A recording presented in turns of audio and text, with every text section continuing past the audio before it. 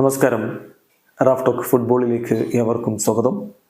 Brazilian ദേശീയ ടീമിൻ്റെ കോച്ചായിരുന്ന ഇപ്പോൾ ബ്രസീലിയൻ ക്ലബ്ബ് ഫ്ലെമിംഗോയുടെ കോച്ചായ ടിറ്റെ ആശുപത്രിയിലാണ്.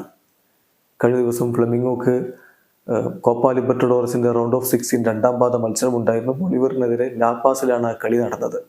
ആ മത്സരശേഷം പോസ്റ്റ് മാച്ച് പ്രസ് കോൺഫറൻസിനിടക്കാണ് അദ്ദേഹത്തിന് നെഞ്ചുവേദന അനുഭവപ്പെട്ടത്. പിന്നീട് അദ്ദേഹത്തെ ഹോസ്പിറ്റലിലേക്ക് മാറ്റുകയായിരുന്നു. റെസ്പിറേറ്ററി പ്രോബ്ലംസ് ആണ് അദ്ദേഹത്തിന് വന്നിരിക്കുന്നത് എന്നാണ് ഇപ്പോൾ ലാറ്റിൻ അമേരിക്കൻ മാധ്യമങ്ങൾ റിപ്പോർട്ട് ചെയ്യുന്നത്. വിശദമായിട്ടുള്ള റിപ്പോർട്ടിലേക്ക് നമ്മളൊന്ന് പോവുകയാണ്. ഈ മത്സരം 1-0 ഫ്ലെമിംഗോ പരാജയപ്പെട്ടു. പക്ഷേ ആദ്യപാദം 2-0 ഫ്ലെമിംഗോ വിജയിച്ചതുകൊണ്ട് അവർ ക്വാർട്ടർ ഫൈനൽ ഉറപ്പാക്കി. അതിൻ്റെ ഒരു ആഘോഷത്തിലേക്ക് ടീം തിരിയുന്നതിനിടക്കാണ് കോച്ചിന് ഇത്തരത്തിൽ അസുഖം ബാധിച്ചത്. ഏതായാലും ലാപാസിൽ കാര്യങ്ങൾ അത്ര എളുപ്പമല്ല. നമുക്കറിയാം, 3640 മീറ്റർ ആൾട്ടിറ്റ്യൂഡിലാണ് അവിടെ കളിയൊക്കെ നടന്നത്. എന്തായാലും അദ്ദേഹത്തിന് അസുഖം ബാധിച്ചു. ഉടൻ തന്നെ ഹോസ്പിറ്റലിലേക്ക് കൊണ്ടുപോയി.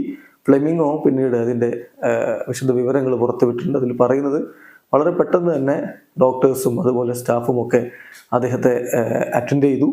റിയോ ഡി ജനീറോയിലേക്ക് എത്തിയതിന് ശേഷം അവിടുത്തെ ഹോസ്പിറ്റലിൽ അദ്ദേഹത്തെ പ്രവേശിപ്പിച്ചു. കൂടുതൽ മെഡിക്കൽ ടെസ്റ്റുകളും മറ്റുമൊക്കെ നടത്തിയിട്ടുണ്ട്.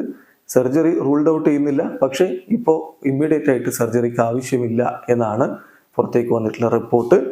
ഏതായാലും കോച്ച് ഇപ്പോൾ സ്റ്റേബിളാണ്. ഫുട്ബോൾ ലോകത്തോട് ഫ്ലെമിംഗോ അറിയിക്കുകയാണ്. ഈ ഒരു വാർത്ത അറിയാൻ വേണ്ടി ആകാംക്ഷയോടുകൂടി അദ്ദേഹത്തിൻ്റെ ആരാധകരും ഫുട്ബോൾ ലോകവും ഒക്കെ കാത്തിരിക്കുമ്പോൾ ഫ്ലെമിംഗോ വിശദീകരിക്കുന്നു, കോച്ച് ഇപ്പോൾ സ്റ്റേബിളാണ്, പക്ഷേ ഹോസ്പിറ്റലിൽ തന്നെ അദ്ദേഹം തുടരും. മെഡിക്കേഷനും ഒക്കെ ആയിട്ട് അദ്ദേഹം ഹോസ്പിറ്റലിൽ തന്നെ തുടരും എന്നാണ് ഇപ്പോൾ പുറത്തേക്ക് ഫ്ലെമിംഗോ വിട്ടിട്ടുള്ള വിവരം. വീഡിയോ അവസാനിക്കുന്നു. ഫുട്ബോൾ ലോകത്തെ കൂടുതൽ വിശേഷങ്ങളുമായി റാഫ് ടോക്സ് എത്താം.